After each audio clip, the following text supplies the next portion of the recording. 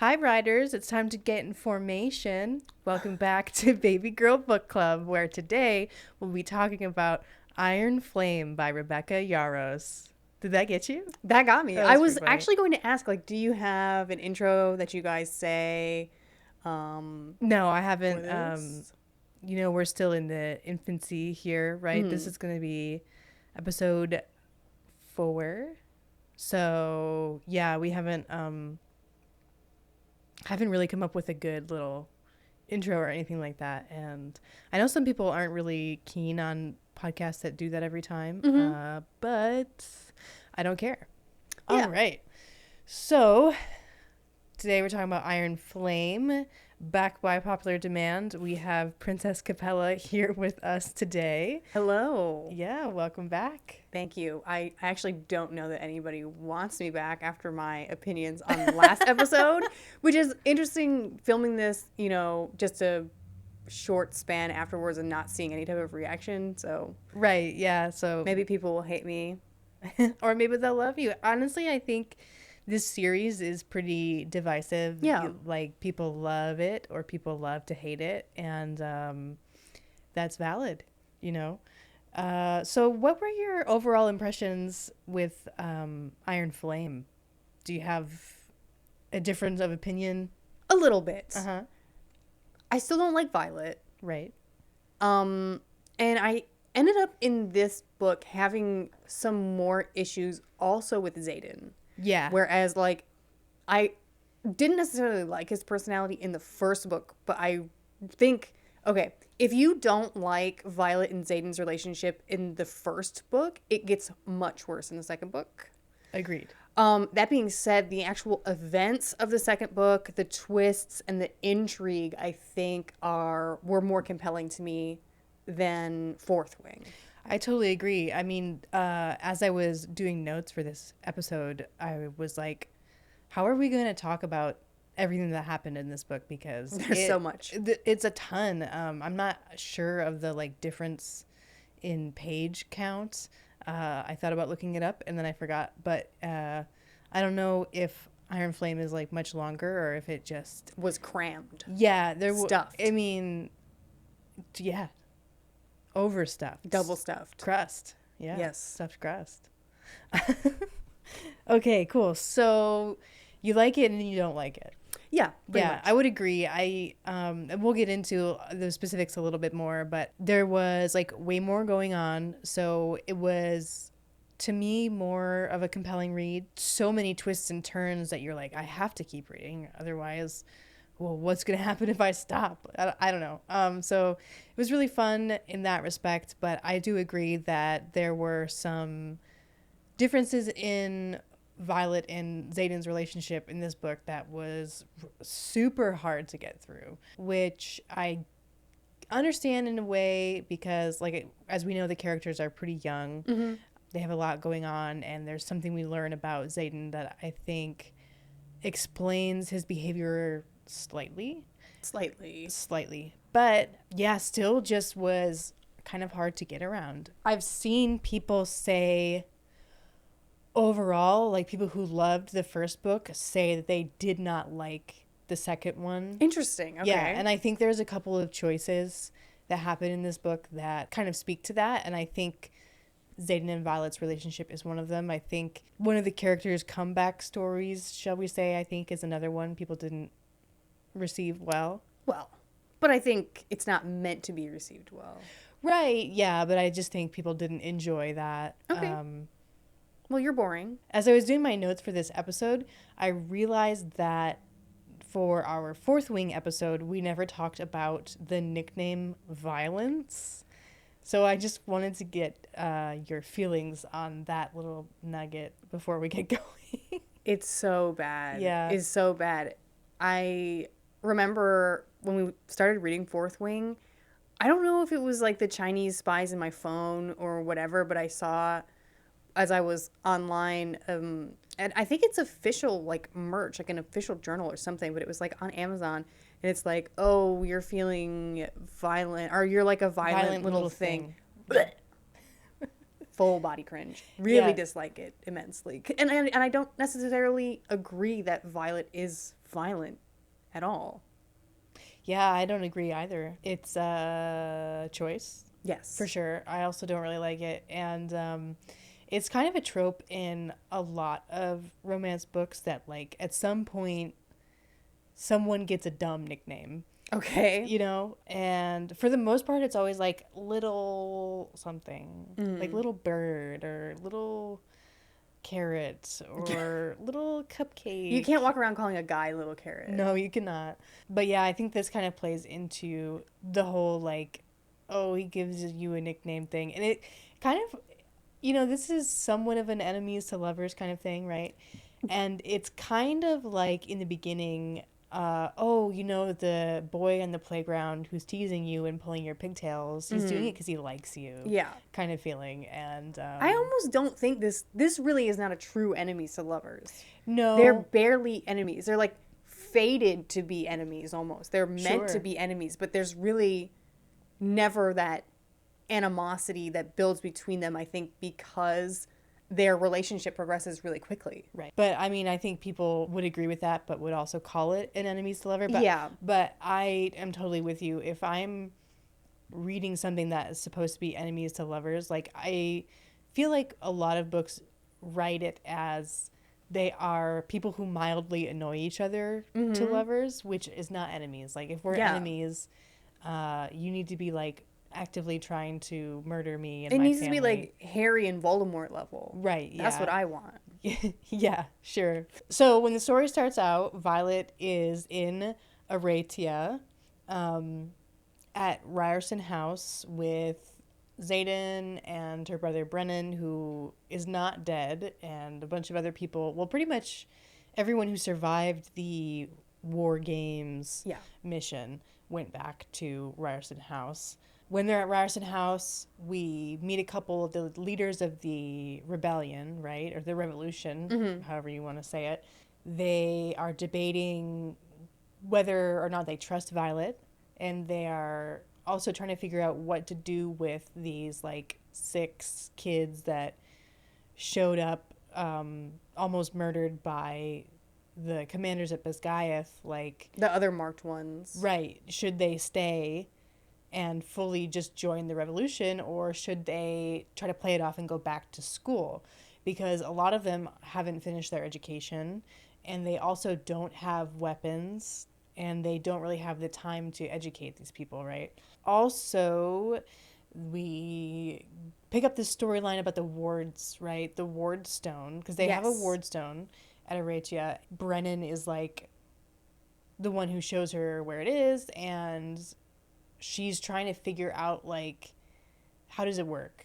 How do we make wards? Because there are people who, I think it's what's her name? Mira, yeah. Mira can extend wards, but that's only with, like, an existing enchantment, shall we say. Yes. I don't know if that's what you would call it. It's actually like a rune kind of thing or whatever. We find out that the magic that creates wards has been lost to time. And the people who created wards originally were the first 6 dragon riders. And they didn't leave an instruction booklet on how to do it. And this is where I think my preference for Iron Flame versus Fourth Wing comes in, because I think the storyline around the runes and learning more about the world is interesting, because we were talking a lot in the last episode about how we wish there was more in-depth knowledge to be learned from the book about the actual world of Navari. So that's why I think I like this book a little bit better, because you do start learning more about the creation of this place and why it is such kind of a small area where everybody lives. And yeah, I think it did definitely deliver on more of that backstory. I don't know if I'm being generous, I guess Fourth Wing is more like introducing you to the characters, and then Iron Flame is like, okay, now that we're comfortable with these people, let's talk more about the world. It's nice to learn more about this stuff, right? Yeah. So everybody decides that the best idea is to go back to Bisgaeth and just pretend like nothing happened other than that they were attacked by griffins, right? So they sneak back to the school, And it's right before graduation. They're reading the death roll. Yes, that was so funny when they like walk up to the courtyard where everyone's information for graduation and they're reading off Garrick and Zayden's name on the death roll. It was really interesting. I mean, they say in the books that the graduation ceremony is not exciting. Right. There's not the pomp and circumstance, which do you think, I don't think any graduation ceremony is really that exciting. They're not really elaborate. They're just kind of formulaic. Yeah, they're just boring and exhausting. Yeah. We find out that everybody pretty much thought they were dead. They're not dead. They come back, and it's funny that Violet's mom, her reaction is just like, okay, I guess, just fix the death roll and keep it moving. Like, let's finish this ceremony. Mm-hmm. And she does, like, briefly tell Commander Atos, who is the one who, like, orchestrated the war games. She was like, you didn't do a great job, did you? Because, everybody thought these kids were dead. Like, you kind of screwed this up. Yeah, you kind of made an oopsie there. Right. At that point, I think Violet and Zayden kind of have a charged moment with Commander Atos, right? Because they sort of have a moment where they're feeling each other out. Like, how much does he know? How much was on purpose? Right. And he says something that's like, the thing about secrets is that they die with the people that keep them. Yes. So clearly he's an enemy now. And then the rest of them just have to try to, like, make it through this year without blowing it. I am gonna make it through this year. Exactly. So, I mean, graduation goes off without a hitch.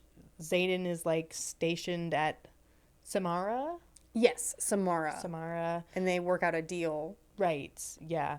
Which is kind of a shitty deal. And this is at the behest of Major Varys, who is Atos' replacement, I believe. Because Atos, after he screws up the war games, they're like, you gotta punish him. Right, yeah, you're on sabbatical or whatever, like, get the fuck out of here. Actually, I think he's ended up stationed somewhere else. They stationed him. So Major Varys comes along, and they're like, he's gonna whip everybody into shape by having his dragon burn the shit out of them. Yeah, oh my gosh. Dude, it's crazy. Major Varys starts, like, fucking with everything, pretty much, including the rules of the mating bond and how Violet and Zayden are gonna see each other, and they each get leave every 2 weeks. Right. So pretty much, like, they're trading off weeks to see each other, which seems like it's pretty inhumane to do to the dragons. Like, doesn't work well for them. Yeah.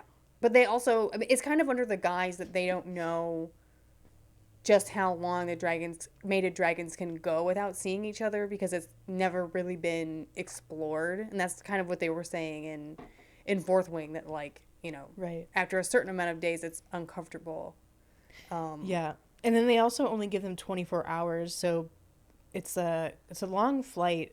I don't remember exactly how long, but it's a long flight. So by the time she gets there, Taryn and Sigale only have a couple hours to fuck. Yeah. And then they have to leave. So that's very shitty. We also have a new class that is introduced, the Rider Survival Course. Love this. Yes. So this class is about, like, evasive maneuvers, interrogation tactics, and, like, land navigation, right? Stuff like that. Yeah, so this class is kind of, you learn more about how the dragon riders work functionally in the actual army, or whatever you want to call it. So what I thought was really cool about this is you're learning more also about the infantry and how they work as far as their quadrant and Besgaeth. This was like a secret class as well. Right. Yep. It's kind of classified. Yeah. So that was really interesting. The first exercise they were brought into, right, was that, like, land navigation there was a scribe and some infantry peoples. They ended up running into it was Jack Barlow's old dragon, right? Yes. And she barbecued somebody. Yep. They ended up failing that course. Well, and okay, at the beginning of the land navigation, exercise, because Oh, right. they're told you're gonna have like a field exercise, Mm-hmm. and you're not gonna know when it's coming, and then they kind of surprise them, as they do, and they bring them there, and they drink this water, and Violet notices that it tastes like shit. And then it cuts off their communication with their dragons. So they're given, like, they're dosed so that they don't have full communication with their dragons. And they're kind of like, why the fuck does this exist? Right. And why are they giving it to us? Yeah. Did you know, like, right away that something was up when she was like, oh, he needs to wash out Yes. his. Yeah, me 100%. too. Yeah. I mean, it just goes to show you, even with the, like, professors at Bisgaith, like, you should not be trusting anybody. Like, you would think at this point she wouldn't be, like, taking food and drink that Especially people considering gave her. how many people she's poisoned. Right, yeah. That was silly and goofy. Oh, also, let's talk about Varish a little bit more because we briefly mentioned that his dragon, like, barbecued a bunch of people, but on conscription day, Violet is there. She's doing the final roll, so when people get off the parapet, right, she's recording their names. Mm-hmm. We're introduced to Sloane, Liam's sister, who hates the shit out of Violet. Like, Right. and then we also meet Eric Greycastle, who is secretly the king's son, who, like, snuck away. He knows that something is not right within the kingdom. Right, which is kind of why he snuck away. Right, exactly. It kind of follows the same pattern as it did in Fourth Wing. Like, after everybody makes it off the parapet, they get into formation, and a bunch of dragons circle up and, scare them, I guess. Someone got scared and started to run, so Varish's dragon killed them, and then barbecued, like, a ton of people Yes. just to be a For dick, funsies. I guess. Yeah. So I think that was the first, like, real warning sign after we were introduced to him. And then there's many more. Like, he has it out for Violet the entire year. He's fucking with her during RSC. Anytime she goes to see Xaden, he is there. He is asking to search her bag every single time. He's obsessed with Andarna as well. Right, yeah. He is constantly asking to see Andarna, which I wonder if his dragon, whose name I do not remember right I now. don't remember either. But a Solus, right? Solace? I think Solus, I don't know. So, yeah, only has one eye. Yeah, because Taryn scratched it out. Yeah, because Taryn fucking rules. Because after Solus kills a bunch of people on conscription day, Taryn is like, if you do that again, I'm gonna take your other eye, dude. Like, You fucked up. yeah. He's obsessed with Andarna. Yeah. Right, because right now, when they got to Aratia, Andarna accidentally adolesced very quickly. Yes. Right? She kind of went from being a feathertail to being in this, like, adolescent dreamless sleep, and they had to rush her back to the Vale to continue the sleep. They don't want people to, like, know that she's in the dreamless sleep and that she grew so quickly. And also that feather she's- tails are baby dragons. Right, because she became, like, a black-scaled dragon. It seems like most people shouldn't know, but especially Varish shouldn't know. Yeah, because something's up with him. Yeah, something is really up with him. He's bad. He's definitely a bad guy. We can keep talking about him if you want. Like, he makes her, like, RSC interrogations and stuff, like, way worse than they need to be. He keeps trying to get Dane to look into her memories to, like, find out more about what happens. Right, and he keeps punishing her for not bringing Andarna to Right. flight maneuvers. So he's making...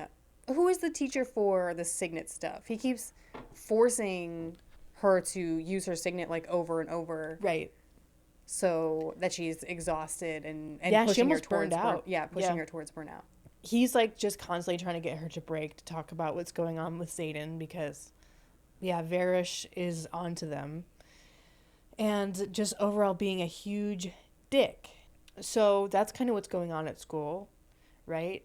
Also, there are a couple times where people try to kill Violet. Like, Commander Atos is, like, sending assassins, Yeah. pretty much. Or at least we think it's him. I guess it could be someone else. I don't think it was like totally confirmed that it was not, but they kept saying that secrets die with the people that keep them, kind of thing. That's going on. And then also Violet is teaming up with, is it Jasenia, Yeah, Jasenia. the scribe? I love her. When Yep. she was first introduced, maybe I'm just stupid, but I thought that all scribes didn't talk because that's like your first introduction to a scribe, and she's using sign language. I was like, oh, that's kind of weird. Like, do It's they just funny- not talk? It's funny that you say that because I've seen other people say that as well. I thought she was deaf right away, but a lot of other people were like, oh yeah, scribes just like to be quiet. So that must be why she's doing sign language. That's So funny. You're not alone in that one, I guess. But yeah, so the two of them are working together to find some more accurate information on like what to do with the wards, how to create new ones.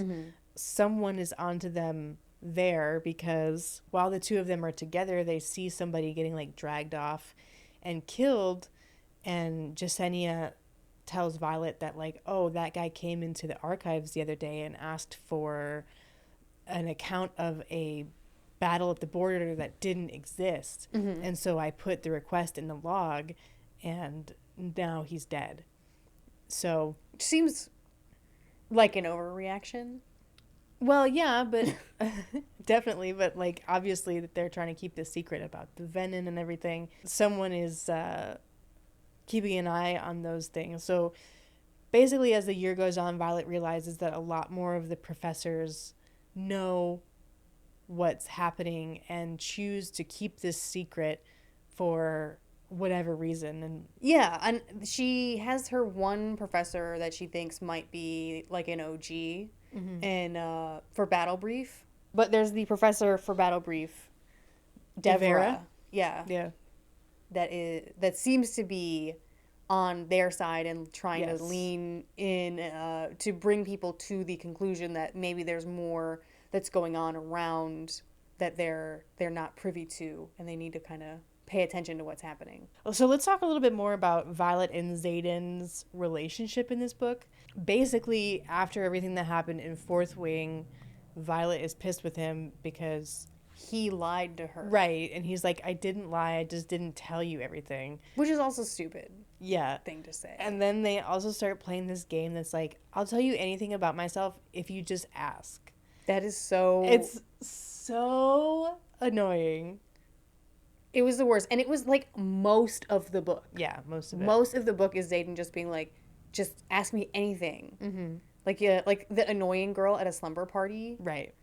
Oh my god, Yeah. I can't deal with that. And that is so like 20-year-old guy to do. Yeah. Just be like, I'm so important, ask me anything. And it also doesn't make sense really. Like, it's not like he has some sort of spell on him where he can only talk about Right. something if somebody asks him about it. Like, I don't know. It was just that was so hard to read. It was so bad. Yeah, so there was a lot of complications with like that whole thing, and it was really frustrating because at some point, like, don't expect her to be able to read your mind and just be honest. Like, don't sit around and wait for somebody to think of a question to ask you. Like, and also Right. because of We the find second out. signet, right, what she wants. So why are we making it so hard? And then also, at some point during the book, we're introduced to Xaden's ex cat, the Griffin Rider. Yes. And that's like a whole thing where, you know, Violet feels a little insecure about it. And also, cats, like, Griffin signet thing.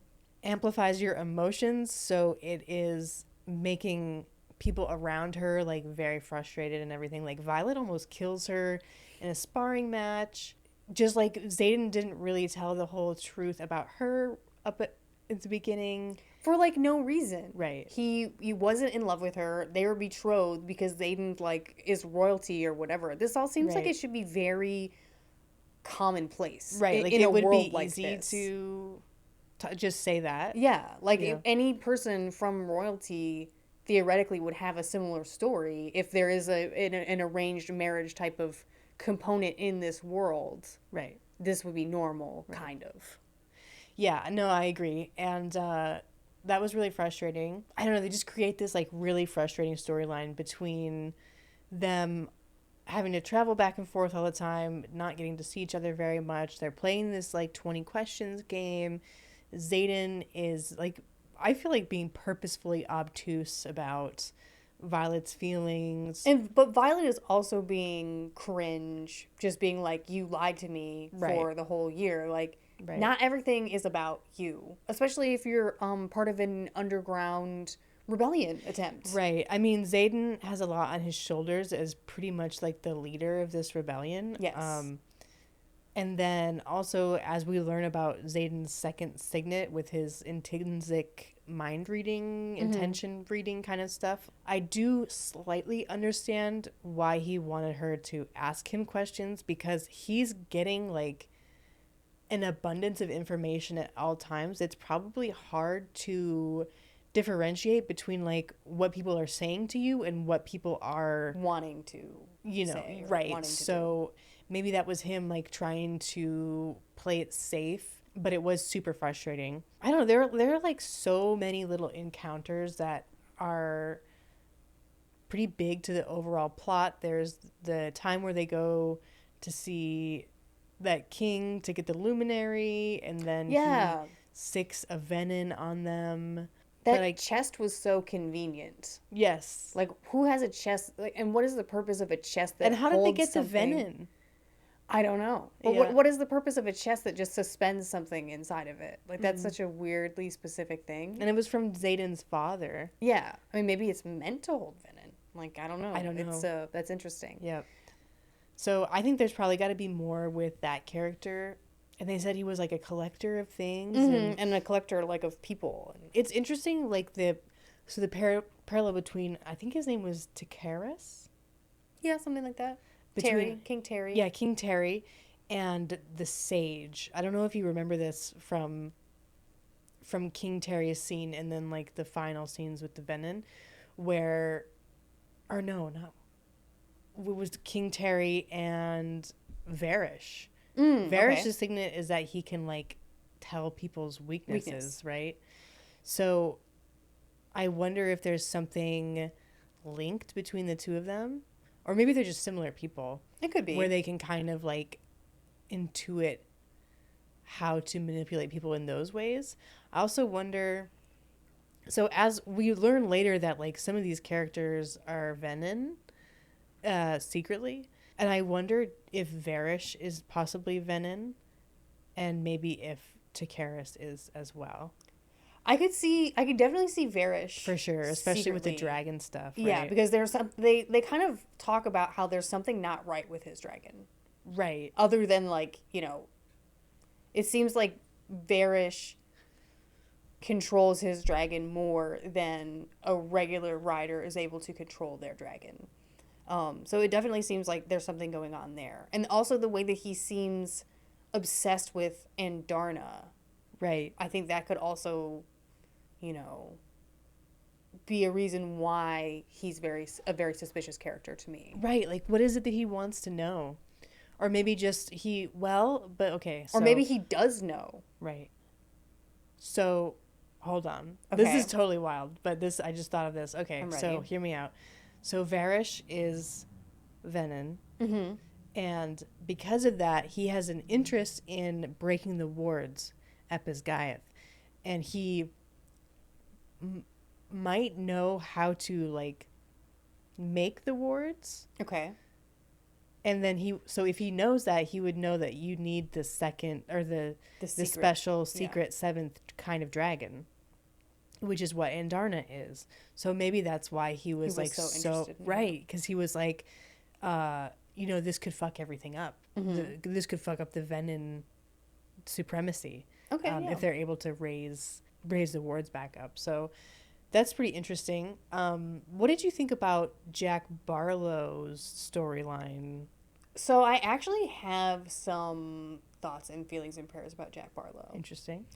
So Nalone, the Mender, Fuck has that guy. been having this kind of secret project. He's been appearing very sickly, and it is revealed at some point that he brought Jack Barlow back from the dead. Right, so he's back, and he's good now.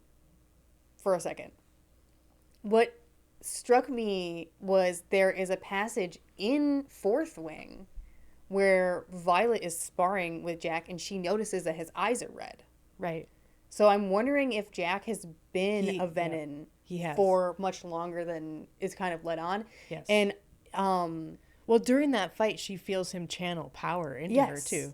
Yes. And that's how you turn into a Venin. Which is fucked up. Yeah. So I think it could be as far back as when Violet became bonded to Taryn, because he was really pissed off. And I could see him searching for more power, because it seems almost like it's somewhat easy to become a Venin. Right, because Violet almost does it. Yeah, Violet almost does it. Yeah.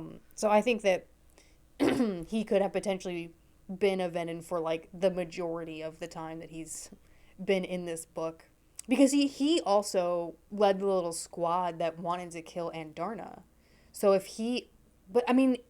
so I don't know. It's like someone must have been feeding him information, because if he knew Andarna was this secret rainbow glitter dragon unicorn that they needed to raise the wards back then, maybe that's why he was leading. Because who would just go kill baby dragons? Because they're weak.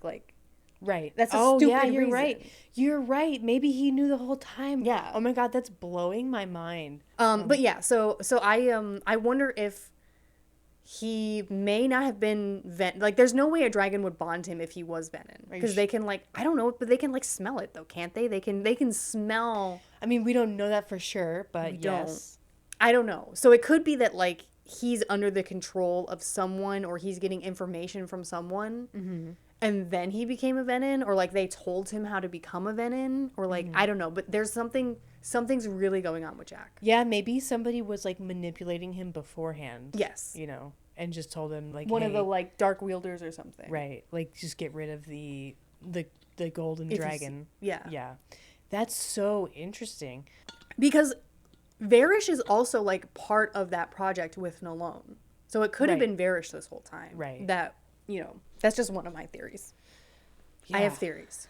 Do you have any more theories? I do. Okay. Okay, so I don't know how much of the plot you want to go over, but I think we're just vibing. Honestly, sure. there's so much that happened. Yeah. I don't even know how we would tackle every single thing. You know what I mean? What do you think about Brennan? That's a good point. He seems fine. Does he seem fine? Well, yeah. I think he seems fine. I don't think there's anything wrong with Brennan. I guess what is on Brennan's hand? I don't remember. There's a rune on his hand. Oh, yeah? When he comes back from the dead, there's a rune on his hand. And they say that Nowlin, yes, Taryn's first rider, gave up everything. Well, that's what I was going to say. Yeah, is that I think something happened to Nowlin when he tried to mend, or he was siphon mending, but but Brennan... Something is fucked up about Brennan, and I'm smelling that. And then you remember Violet said something to Taryn about it one time, and she was like, "Yeah, I'm sorry that, your last rider, he died trying to save my brother," and he's like, "We don't talk about him." And she's like, "Oh, okay," but it's do we not talk about him because he turned into a Venin, fixing Brennan, and now that's what I'm wondering. Brennan is something weird, or I don't know. That's interesting. I like that a lot, because Brennan's actions haven't they don't have any red flags. Brennan's actions don't have any red flags, but the runes, I mean, we do see good runes for the wards, but also when Jack was making the lures to bring the Venin to Basgaeth, they were runes. True. I don't know. I just think something real fishy is going on with Brennan. That's interesting. Do you have any other ones you wanted to bring up?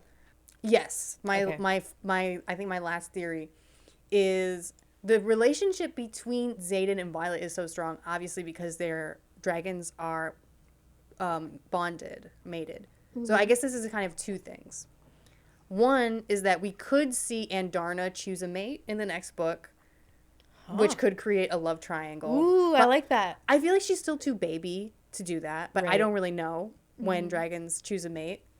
And my next one, because this is something that Tarn says, is that you will be my last rider. Like, Violet, you will be my last rider. He doesn't necessarily say, you're gonna die.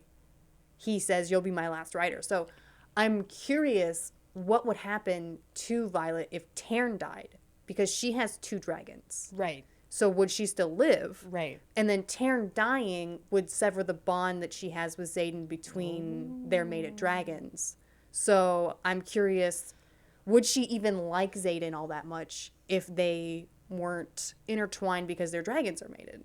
So I think we could see Tarn die. I think we could find out something fucked up about Jack Barlow. And I think we could see Andarna choose a mate, potentially, Dane's fucking dragon or Ugh. like something messed up like that. And I think Brennan could die. I think Brennan could be a Venom or something messed up. And I think like Nowlin could be one of the dark sages or something. Yeah, I think that's interesting. I do know that our friend Rebecca, the author, has said that like Violet and Xaden are the end game relationship. Mm-hmm. So I don't know if there's going to be any kind of like infidelity or love triangle or whatever, but like she could be doing that to throw everybody off the scent. Yeah. Which would fucking rule. That'd be super cool. I love a book that takes my expectations and rubs my face in it and is like, you're wrong, you little bitch. Like, I love. Which I do think that this book did much more than For Fourth sure. Wing. Like, there were definitely moments of this book that actually surprised me. Mm-hmm. And I think a lot of that was, like, the evil dragon burning a bunch of students. Like, the first year, your time as a first year is definitely rough, but holy shit. Right. Like, half of a squad being just taken out by a dragon insane. is crazy. That was insane. This book was, like, a lot more brutal. Yes. Which is crazy considering that we thought the first book was incredibly brutal as well. So I do want to talk about the like mass exodus of students from Besgaiath to Aratia. I feel like that is not how you say it, but oh well. Aratia. Basically, everything goes crazy, and Violet tells Xaden like, we have to give people the choice. I guess he just wanted to keep the people safe, like the marked ones safe. Well, and they didn't have enough, like, weapons. Right. Also that. And, like, they didn't have teachers, if we are evacuating a ton of, like, first-year writers, like, people who are unbonded, a bunch of, like, scribes and shit. Yeah. What are we going to do with all of them? It was cool to see so many people choose the side of the revolution, like, in the face of something crazy, like a mythical monster coming to life and knocking on your bedroom window, right? I think that was cool, and that was kind of a green flag Xaden moment after they committed a murder together, several murders. Yeah. And that was also like a little bit of a redemption arc for Dane as well. Totally. So that was cool. And also, what's the opposite of a redemption arc for Nolan? Villain era. Yeah, he was in his villain era. Yeah. Hardcore. I was so ticked off by that because, like, in the first book, he was obviously, like, a trusted healer of Violet for many years, right? Okay, but you're looking at this and it's so small, Caitlin, because if Jack Barlow was a Venin or being fed Venin propaganda as early as when he tried to kill Andarna, Nalone, yes, he brought him back from the dead, but maybe he's trying to cure him of the veninness. They kind of alluded to that because at one point early on in the story, someone is talking to Violet about Malone, and they're like, because Violet's like, oh, I haven't seen him in a while. He looks like shit. And they're like, yeah, curing a soul is hard work. That's what I see. I don't buy that Nalone created a monster. No, I don't think he did. No, I do think he was trying to help him. So so here's what I think the Jack Barlow timeline is, right? Right. I think that when he died, right, he was already a Venom. So when Violet crushed him with the mountain, he didn't die because that wouldn't kill a venom. So he was brought to the Menders, and they're like, which, what did he just look like a pile of like gushers or something? Like just totally like black and blue, but still alive somehow. And then yeah, I think Nalone was trying to mend his soul because someone, like they mentioned that at some point in the book. My question is, why would Jack have been brought back? Even if he was a Venom, there's somebody in Basgiath right now that has a vested interest in him being alive, and they must have known he was a Venom. So when he was mountained, somebody knew that wasn't going to kill him. Whoever it was, I think that's who got his body and brought it. I don't think they brought him to the Menders. I think they brought him right to Alone. Like, I think it was probably Varish or somebody working with Varish. Yeah, that's a really interesting idea. Yeah, you know, I don't know. I haven't looked at a ton of like fan theories or anything like that, just kind of spitballing. I think there are a couple Easter eggs about some of those things, and then I think just from what we've learned about the lore surrounding all that, you can kind of make a couple inferences. Yeah. To kind of guess what's going on, but I'm very interested to see how much farther that goes because Jack is still alive currently. Yes. At the end of the book. So yeah, he's in the brig. All right, what else do we need to talk about? And Darna wakes up from the dreamless sleep. She's back. Yes. And she's sassy. She's sassy. She is a secret rainbow dragon unicorn. Yes. Oh, that reveal was so cool. It was fun. It was super cool. She's like a chameleon. Yeah. And she was like, I waited 635 years for you. Mm-hmm. And there must be some sort of like prophecy or something. Maybe that just the dragons have that like we don't know about. Because like, why would she know that? Unless maybe she can like see the future or something like that. There's something, or the Empyrean knows more than they're sharing. So yeah, that was a great reveal. Well, and then also raising the wards as help. Basgiath. Okay, well, removing the wards at Basgiath. Right. That was fucked up. That was fucked up. That was fucked up what you did, Jack Barlow. Yeah. Well, no one's surprised, right? That he did no, but up. I love dragons so much, and you know I play video games and stuff, and I hate whenever I have to kill dragons or like when that is a plot point that I'm forced to do. I agree. So reading about Jack like killing his dragon to destroy the wardstone, that was fucking crazy. Fucked up. Yep. And then fixing the wardstone was also super intense. Yeah. That was crazy. I almost cried. But I have mommy issues, so... Yeah, it was surprising. well, Brennan fixes the stone. Right, but then... But, yes. Lilith? Lilith, yep. Yes, General Sorengale sacrifices herself, which also, the way that she does it using Sloane... That was fucked up. It was fucked up, and I think it almost drove...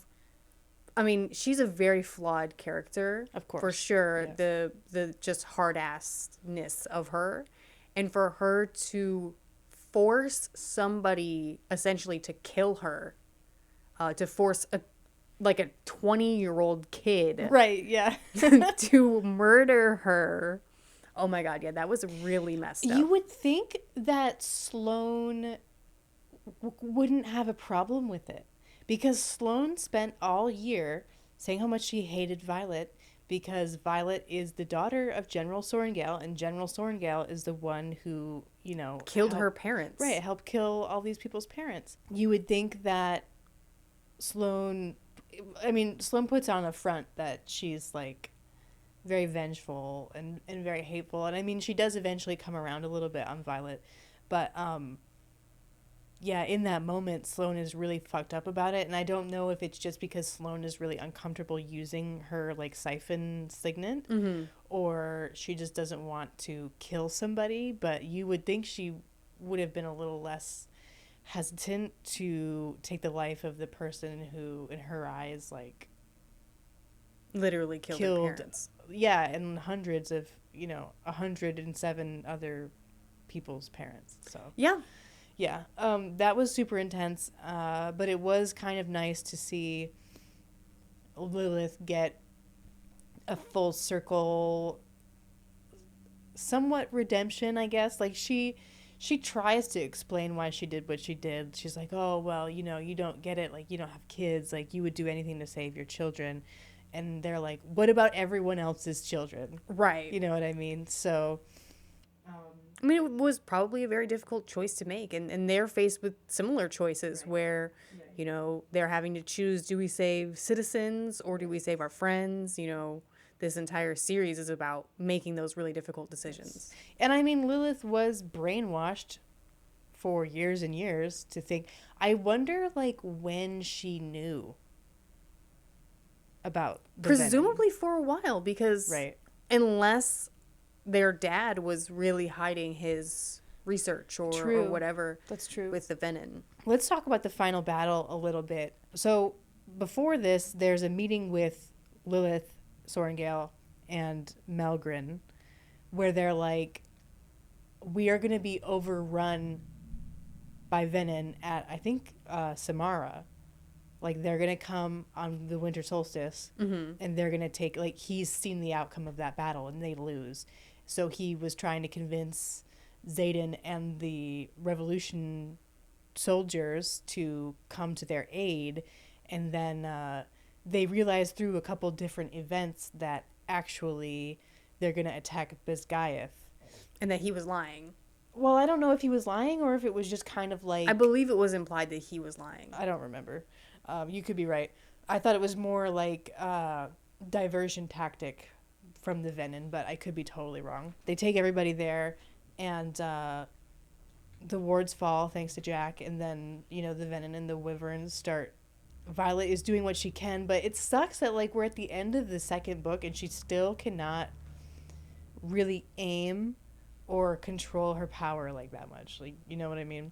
Yeah, and now she has the conduit thing too, which I really do not fully understand how that me works. neither. So she's just running around with a Christmas ornament. Someone needs to draw a diagram, I think. Yeah, I don't know. Or I needed to just do some Googling and see what people have talked about that, because like I really don't understand how the conduit works whatsoever.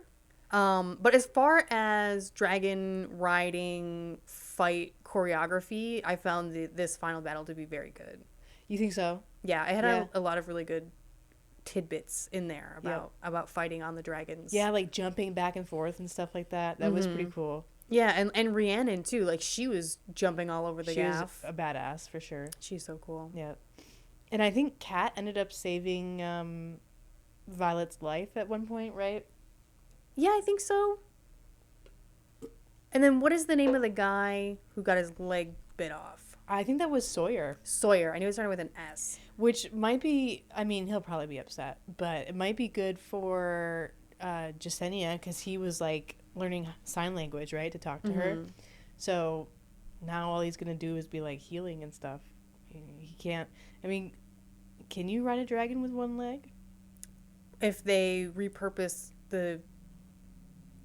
What the fuck is that called? If they repurpose the saddle that Violet has. I was going to say. Like, if they use those blueprints, I'm sure he could. Get some ADA accommodations. Yeah, he could apply. Yeah. So, I think that's great. I think there should be... You could get a peg leg or something. Yeah, I wonder if there's, like, magical appendages. Now we're getting somewhere. Yeah, right? Let's get a little more creative here. She has, like, a moment with a venom where she realizes that the leader of the venom, the sage, is trying to get to her.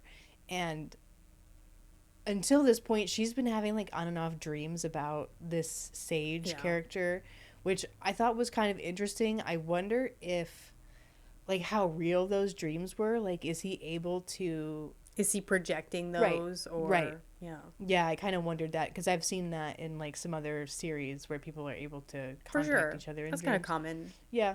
So that is terrifying. She also comes to the realization that the venom aren't going to kill her because this guy wants her alive. Yes. So then basically it comes down to Xaden says he will create a distraction while Violet goes to raise the wards, right? Mm-hmm. So then they do that whole thing where her mom sacrifices her life to power the stone, and Darna says she's secretly a 635-year-old baby dragon. Baby dragon. And they get the wards up, and then she comes out, and she's like, "Where is Xaden?" And Sagail is like, "Just be careful what you say to him." Yes. And it turns out that Xaden flew too close to the sun to give them enough time and is now a Venin. Right. Right. I'm hopeful for Xaden, though, because they mention when talking about Xaden's second signet, where he is a type of intrinsic, that his control is what makes him like better than everybody else. Right. Like, part of why he's never been literally murdered for or found out even that he is an intrinsic is because he's so good at controlling with his like mental shields. So I think if anybody could control themselves and not be tempted by the power of further losing yourself into the veninity, it would be Xaden. Yeah, And that could be total copium. Yeah, but I mean, I don't know. There's got to be 2 more books, Right. So something's got to happen, and I just wonder what will happen with the rebellion, because if now he's got 2 huge secrets, right? It's bad enough that he can read people's minds. Yes. Because if anybody knew that, he would be probably murdered. But also, yeah, now he's an evil, scary monster. And what the fuck are they supposed to do about that? You know, because they couldn't cure Jack Barlow. And I mean, Yet. Jack, right. But Jack and Xaden are very different people. I wonder if they're going to keep Jack around to, like, do experiments on him. I think they will. I don't think we've seen the end of Nolone's involvement Yep. in the story. Watch it be Nolan this whole time. His name. Yep. I say Nolone because it's spelled like this restaurant in town called Talone. Oh, yeah. I don't know. But whatever. I don't think we've seen the end of him. I think he's going to be the kind of venin healing expert, and maybe we'll get some more delving into secret archives of, maybe there is more in these books about the venin that we can use to heal or to cure Xaden. Mm-hmm. And or maybe Brennan being resurrected, like a resurrected mender, maybe he has some sort of ability. Yeah, there's got to be more going on there. I didn't think about that, but you brought up a really good point. So I'm super interested to see where that goes. Is there anything... So book 3 is coming out in a few days now. Yes. Is there anything in particular that you're excited to read more about? I'm excited to see what Violet's second signet is. Right. Yep. Yeah, I mean, I'm just excited about everything. The twist of Xaden becoming a venin is not something that I saw coming. Right. So that's something I'm very excited to see about. I saw it like at the very end. Mm-hmm. Because at some point before Lilith Sorrengail gives up her life to power the Wardstone, Violet's like doing everything she can to power the Wardstone, and she has a moment where she can feel the pure power, like the venin source of the power. And she's like, it would be so easy to just reach out and touch it. And she almost does it. Like, she almost does it to power the stone. Which I thought is what she was going to do. Yeah, I did too. That would be so fucked up if they both came out and they're like, well, shit. Right. I kind of had a feeling that, like, after that whole thing, when she met up with Xaden, I was like, okay, he's cooked. Like, it's over. So I'm interested definitely to see where that storyline goes, especially because, like, so Violet keeps saying that, like, the sage wants her. But then Xaden also was saying, it's me they want. Yeah. Like, they don't, like, they want me. So maybe they want them both together. I mean, it's been said how many times that the two of them together are, like, a menace, you know? But I think part of the reason that the sage wants Violet is I think the sage is Nowlin, and he wants her because of his connection to Taryn. I think there's Yeah. something there. Maybe. Yeah, I wonder how do the dragons react? Like, what the fuck is Sigale going to do? I don't know, and I'm wondering like, could him being a Venin corrupt Sigale Right. That would be if he gets awful. far enough? Right. Because we don't really know if anything happened to Bade, Jack's dragon, because he fucking killed it. Yeah, I'm also really excited to see what happens with Andarna, baby girl Andarna, who is an honorary baby girl. Yes, Because, yeah, I mean, I know some people didn't like her whole, like, adolescent that was annoying. goofiness. I thought it was cute. I don't know. I think she's cute, and I don't give a shit what anybody thinks. So I'm just really excited that she's like a special unicorn, and very interested to see like where that goes because she was having some problems with her development with her wings and stuff. Yeah, It was taking her a long time to breathe fire, but seems like she is doing well, getting stronger. And yeah, I'm just really interested to see where that goes. So yeah, do you have any other predictions or hopes and dreams for I think the next those are book? all my predictions. I'm glad that we don't have to wait too long. I know, It's like I'm next dying week. at this point for it. So yeah, I'm super interested. I wonder if they'll go back to Aritzia because they can't power the ward stone there now. Oh, you're right. Yeah, 'Cause they you can can only only power have one one. ward stone because Yeah. of Andarna. Maybe she is going to need to find a mate so Right. that she can make more of her line. Right, but then how long does it take a dragon egg to hatch? I don't know. We have a lot of questions. We do. So, I mean, at least 635 years, yes, if not more. if not more. All right. Well, I think that's going to do it for today, everybody. Thank you so much for watching and listening. Are you going to come back and do the Onyx Storm episode with me? I would love to. If I can't make it in person, we could figure out, Yeah, we'll have to You do know, it virtually probably. depending on how quickly you want to get that out. I'm available. Excellent. Well, great. Yeah, and if you are a fan of RuPaul's Drag Race, make sure to check out the Grease on Princess Capella's channel. And we'll catch you next time. See ya. See ya.